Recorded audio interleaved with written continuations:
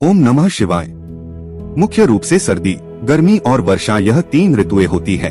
इन 3 ऋतुओं का बारीकी से अवलोकन करें तो हमें मालूम पड़ता है कि वर्षा, शरद, शिशिर, हेमंत, वसंत और ग्रीष्म कुल 6 ऋतुएं होती हैं, लेकिन प्रधान रूप से सर्दी और गर्मी सिर्फ 2 ही ऋतुएं होती है, क्योंकि वर्षा तो सभी ऋतुओं में हो सकती है। हिंदू धर्म में इन सभी ऋतुओं के संधिकाल को नवरात्रि कहते हैं और पूरे वर्ष में ऐसी 4 नवरात्रि होती है। लेकिन इन सभी नवरात्रियों में जो नवरात्रि 2 प्रधान ऋतुओं के संधिकाल में पड़ती है, उसे चैत्र और अश्विन नवरात्रि कहते हैं। इन दोनों नवरात्रि में शक्ति प्राप्ति हेतु उपासना होती है। यह संधिकाल गायत्री साधना के लिए अधिक उपयोगी सिद्ध होता है। जैसे दिन और रात्रि के मिलन काल को संध्या काल कहते हैं, उसी प्रकार सर्दी और गर्मी की ऋतुओं का मिलन भी दिन और रात्रि के मिलन के समान संध्या काल है। इसीलिए गंभीर साधकों को इस महत्वपूर्ण संध्या काल को बड़ी सावधानी से बिताना चाहिए। जिस प्रकार दिन और रात्रि के संध्या काल के समय भोजन करना, सोते रहना, मैथुन करना आदि कितने ही कार्य वर्जित है, उसी प्रकार ऋतुओं के संध्या काल में भी साधकों के लिए वे सब कार्य वर्जित ही होते हैं। उस समय को संध्या बंदन, आत्म साधना आदि कार्यों में लगाते हैं, क्योंकि वह समय जिन कार्यों के लिए सूक्ष्म दृष्टि से अधिक उपयोगी है, वही कार्य करने में थोड़े ही श्रम से अधिक और आश्चर्यजनक सफलता मिलती है। इसी प्रकार जो कार्य वर्जित है, वे उस समय में अन्य समयों की अपेक्षा अधिक हानिकारक होते हैं। पुराणों में अलंकारिक रूप से कहा गया है कि ऋतुओं के मिलन काल में ऋतुएं 9 दिन के लिए ऋतुमें अर्थात रजस्वला होती है। पुराणों की इस बात का तात्पर्य यही है कि जैसे रजस्वला को विशेष आहार विहार और आचार विचार आदि का ध्यान रखना आवश्यक होता है, वैसे ही ऋतुओं के संधि काल में विशेष स्थिति में रहने की आवश्यकता होती है। आयुर्वेद शास्त्र के ज्ञाता जानते हैं कि अश्विन और चैत्र में जो सूक्ष्म ऋतु परिवर्तन होता है, उसका प्रभाव शरीर पर कितनी अधिक मात्रा में होता है। ऋतु परिवर्तन का प्रभाव मनुष्य के स्वास्थ्य पर स्पष्ट दिखाई देता है और अनेक व्यक्ति ज्वर, जूड़ी, हैजा, दस्त आदि अनेक रोगों से ग्रस्त हो जाते हैं।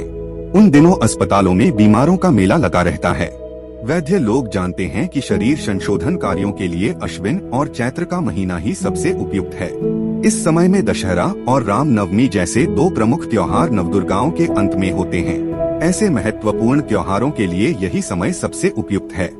अश्विन की नवदुर्गाओं के अंत में भगवती दुर्गा प्रकट हुई और चैत्र की नवदुर्गाओं के अंत में भगवान राम का अवतरण हुआ था। ऋतु परिवर्तन सामान्य दृष्टि से तो कष्टकारक लगता है, क्योंकि उस समय अधिकांश लोग रोगी हो जाते हैं, परंतु वास्तव में उस समय शारीरिक जीवन शक्ति में ज्वर की अवस्था उत्पन्न होती है और उसके प्रभाव से पिछले 6 मास में आहार विहार में जो अनियमितता हुई है और हमने स्वादवश जो अनुचित सामग्री ग्रहण करके दूषित तत्वों को बढ़ाया, वह शक्ति उनके निराकरण करने में लगती है। यही दोष निष्कासन की प्रतिक्रिया सामान्य बुखार, जुकाम, खांसी आदि के रूप में प्रकट होती है। यदि उपवास या अल्प आहार द्वारा शरीर को अपनी सफाई कर लेने का मौका दें और जब उपासना द्वारा मानसिक क्षेत्र के विक्षेपों को दूर करने का प्रयत्न करें, तो आगामी कई महीनों के लिए रोगों से बचकर स्वस्थ जीवन बिताने योग्य बन सकते हैं। गायत्री का यह लघु अनुष्ठान इस दृष्टि से बहुत उपयोगी सिद्ध होता है। अश्विन और चैत्र मास में शुक्ल पक्ष प्रतिपदा से लेकर नवमी तक 9 दुर्गाएं रहती हैं। यह समय गायत्री साधना के लिए सबसे अधिक उपयुक्त है। इन दिनों उपवास रखकर 24,000 मंत्रों के जप का छोटा सा अनुष्ठान करना चाहिए। यह छोटी साधना भी बहुत उपयोगी सिद्ध होती है। 1 समय अनाहार, 1 समय फलाहार, 2 समय दूध और फल, 1 समय आहार, 1 समय फल दूध का आहार, केवल दूध का आहार, इनमें से जो भी उपवास अपनी क्षमता के अनुकूल हो उसी के अनुसार साधना आरंभ कर देनी चाहिए। प्रातःकाल ब्राह्म मुहूर्त में उठकर शौच और स्नान से निवृत्त होकर साधना के नियमों को ध्यान में रखते हुए बैठना चाहिए। 9 दिन में 24,000 जप करना होता है। प्रतिदिन 2,667 मंत्र जपने चाहिए। एक माला में 108 दाने होते हैं। प्रतिदिन 27 मालाएं जपने से यह संख्या पूरी हो जाती है। 3-4 घंटे में अपनी गति के अनुसार इतनी मालाएं आसानी से हो सकती हैं। यदि एक बार में इतने समय लगातार जप करना कठिन हो, तो अधिकांश भाग प्रातःकाल पूरा करके अन्य सायंकाल को पूरा कर लेना चाहिए। अंतिम दिन हो सके तो 108 आहुतियों का हवन भी करना चाहिए और अपनी क्षमता अनुसार दान भी करना चाहिए।